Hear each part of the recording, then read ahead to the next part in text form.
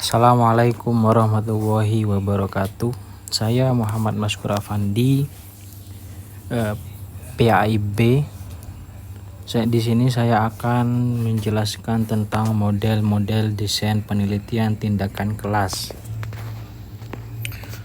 Oke, secara hakikat definisi PTN itu adalah bukan sekedar riset yang teoritis. PTN adalah model desain operasional yang secara khusus digunakan oleh pendidik atau seorang guru maupun dosen sebagai instrumen profesional untuk mendiagnosis atau menyelesaikan masalah langsung dalam kelas. Intinya, hakikat dari PTN adalah bagaimana masalah dalam kelas itu terselesaikan. Seperti halnya seorang arsitek, dia juga membutuhkan sebuah konsep untuk membangun bangunan. Begitupun seorang peneliti kelas juga membutuhkan model desain untuk memastikan setiap intervensi pendidikan itu bisa berjalan dengan sistematis dan juga berdampak nyata kepada siswa. Kemudian siklus iteratifnya, yang pertama perencanaan dan implementasian. Kemudian apakah indikatornya sudah tercapai dari perencanaan tadi, apakah sudah ada hasilnya? Kalau iya, maka penelitian di sini sudah dihentikan. Namun jika masih belum ditemukan, maka bisa ke evaluasi pengamatan sehingga masuk ke siklus berikutnya. Kemudian ada 5 model PTK di sini. Ada yang dari Kurt Lewin, Chemist dan Mistagard, dan Ebert dan John Elliot dan Midtkenan. Oke, yang pertama dulu Kurt Lewin. Kurt Lewin ini adalah seseorang pencetus konsep action research pertama kali. Model ini mempertahankan pemisahan mutlak antara keempat komponen dasarnya, yaitu perencanaan, kemudian tindakan, pengamatan, refleksi. Sama Kurt Lewin ini dipisah per komponennya.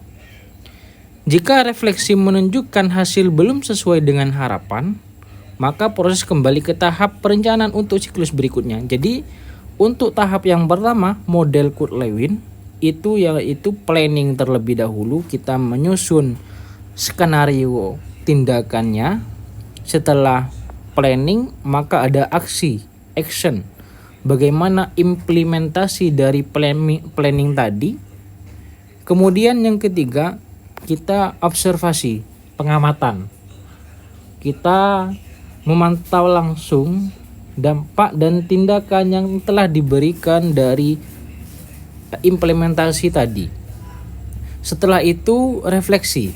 Kita lakukan evaluasi dan analisis mengenai hasil dari pengamatan sebelumnya.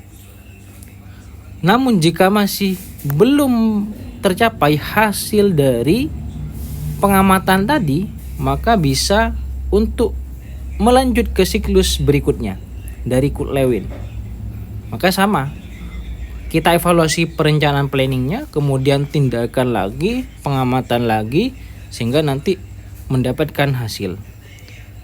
Kemudian yang kedua, Chemist and Mistagard, yaitu tindakan dari integrasi.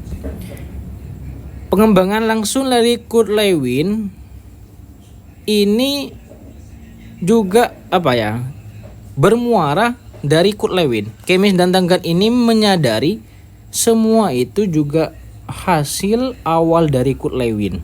Namun di sini ada perbedaan antara Kurt Lewin dan Chemist ini. Chemist menyadari di realitas lapangan seorang pendidik memberikan tindakan mengajar sekaligus melakukan observasi langsung. Perbedaannya tadi, kalau Kurt Lewin tindakan dan pengamatan itu dibedakan. Tapi kalau di Kemis dan Mistagard itu dilakukan secara bersamaan, berbeda. Jadi secara langsung juga melakukan observasi, memantau responnya. Jadi tindakan dan observasi ini adalah satu kesatuan yang tidak dapat dipisahkan. Yaitu yang pertama dari model Kemis dan Mistagard ini perencanaan dulu, kemudian tindakan dan observasi. Ini yang kedua. Yang ketiga refleksi, evaluasi sudah hasil dari tindakan dan observasi tadi. Jika masih belum, maka bisa ke siklus selanjutnya. Kemudian yang ketiga model penilaian dari Ebert. Ebert ini adalah menggunakan istilah tingkatan, yaitu yang disebut dengan Daur. Yang sebelumnya siklus, kalau yang Ebert ini menggunakan Daur. Karakteristik utamanya adalah penekanan yang sangat kuat pada proses monitoring sebagai bahan dasar untuk melakukan revisi umum dan menyusun rencana perbaikan sebelum turun ke tingkatan berikutnya. Tingkatan yang pertama, kita harus identifikasi masalahnya, permasalahan dan tujuan dan manfaatnya. Kemudian setelah itu perencanaannya. Setelah perencanaan baru kita tindakan implementasinya. Setelah implementasi, monitoring tindakan atau efek atas tindakan tadi, kita evaluasi. Namun jika masih belum mendapatkan hasil yang baik, maka kita revisi dulu perencanaannya. Kemudian rencananya direvisi, setelah itu tindakan lagi. Langkah tindakan yang kedua, kita lanjut ke Daur yang kedua. Kemudian dimonitoring lagi efek dari tindakan sebagai bahan untuk masuk ke tingkatan ketiga. Kalau memang masih belum mendapatkan hasil. Kemudian tingkatan ketiga, revisi ide umum lagi. Kemudian rencana diperbaikan secara matang, kemudian tindakan lagi, dan monitoring efek dari tindakan sebagai bahan evaluasi tujuan penelitian. Begitu dari model penilaian Ebert tadi, pendekatan yang berjenjang. Kemudian model yang keempat, John Elliott. John Elliott ini merupakan pengembangan lebih lanjut dari model Lewin. Elliott mencoba menggambarkan secara lebih rinci langkah demi langkah yang harus dilakukan peneliti. Ide dasarnya sama sebenarnya, dimulai dari penemuan masalah, kemudian dirancang, ditindak tertentu yang dianggap mampu memecahkan masalah tersebut. Kemudian diimplementasikan, dimonitoring, dan selanjutnya dilakukan tindakan berikutnya jika perlu. Bahkan setiap siklus terdiri dari beberapa tindakan, yaitu antara 3 sampai 5 tindakan bisa. Sementara itu, setiap tindakan terdiri dari beberapa langkah yang terrealisasi dalam bentuk kegiatan belajar mengajar. Intinya, idealnya untuk masalah kompleks, Elliott merancang langkah demi langkah secara sangat rinci. Dalam satu siklus implementasi tidak hanya satu tindakan saja, melainkan banyaknya tindakan yang beruntun. Begitu.